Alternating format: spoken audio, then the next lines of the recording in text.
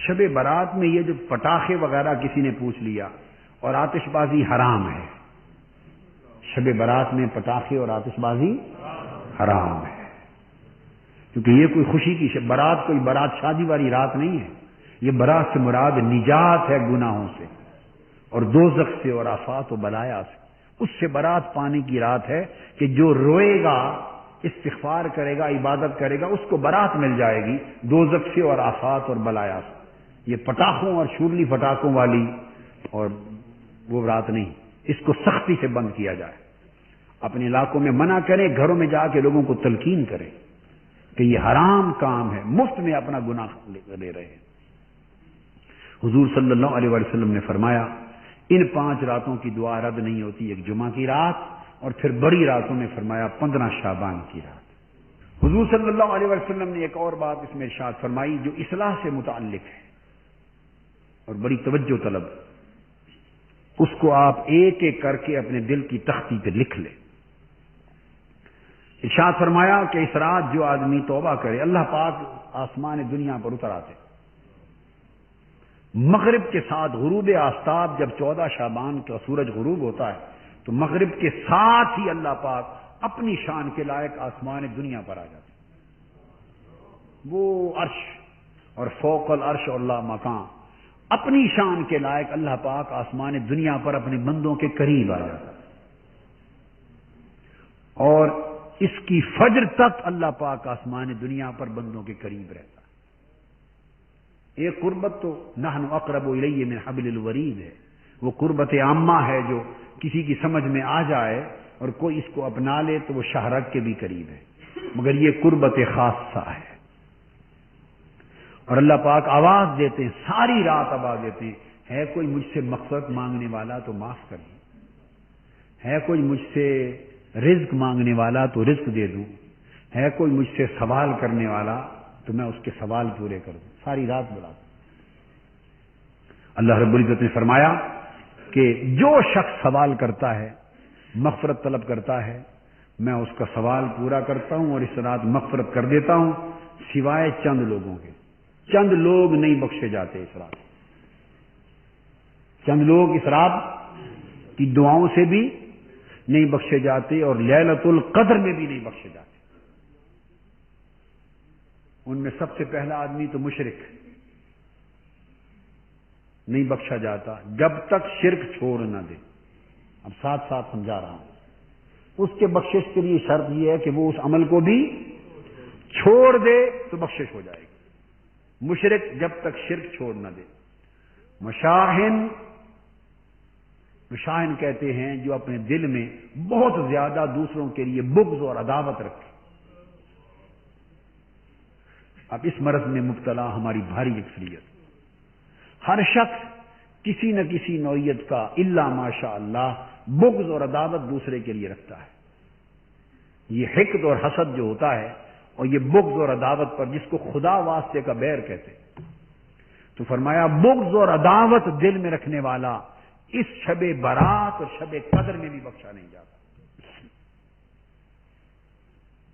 لہذا جب تک کوئی دل کو بغض و عداوت سے پاک نہ کر لے اس کی دعا قبول نہیں ہوتی.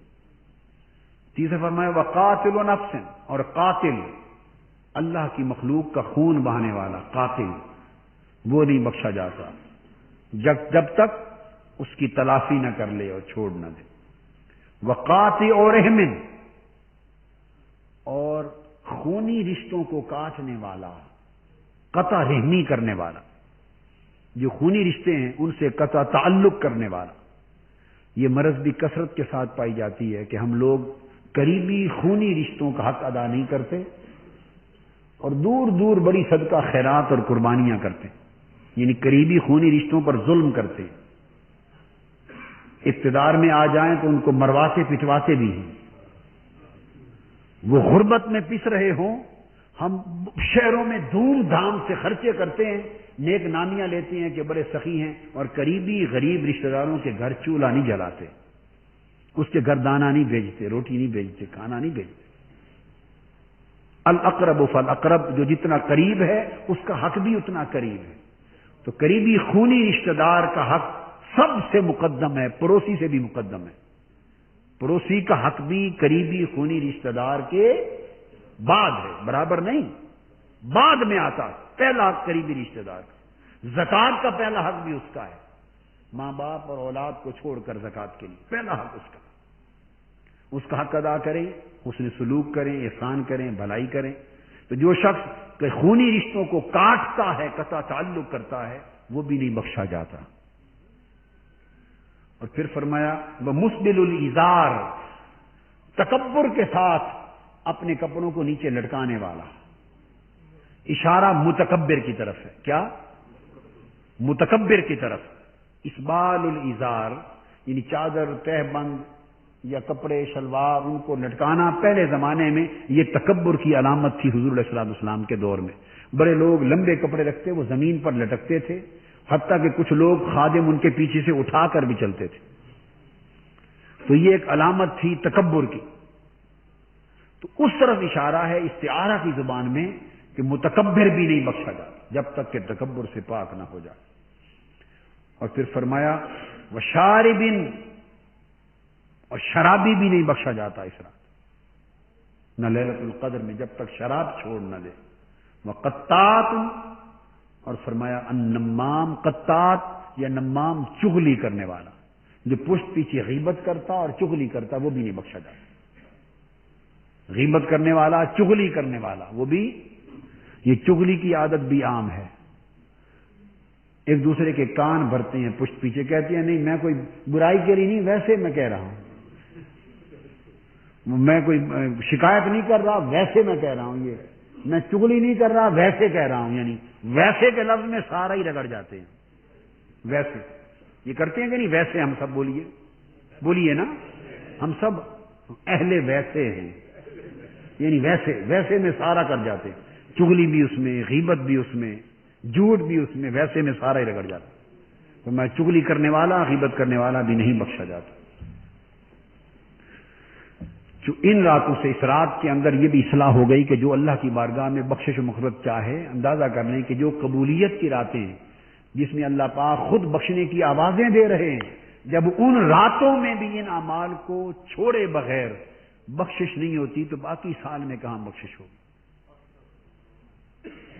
لہذا ان کی بخشش کا، ایسے گناہ گاروں کی بخشش کا ایک ہی راستہ ہے کہ وہ ساتھ پہلے ان کو چھوڑ دیں، اپنی زندگیاں ان سے پاک کر لیں، شرک سے پاک کر لیں، عداوت، بغض اور عناد اور کینہ سے پاک کر لیں، قتل و غارت گری سے پاک کر لیں، قطع رحمی سے پاک کر لیں، تکبر سے پاک کر لیں، شراب سے پاک کر لیں، اور چغلی اور غیبت سے پاک کر لیں۔ ان 7 چیزوں سے اگر انسان اپنے آپ کو پاک کر لے تو اللہ پاک نے فرمایا کہ پھر اس کی بخشش و مغفرت عام ہو جاتی۔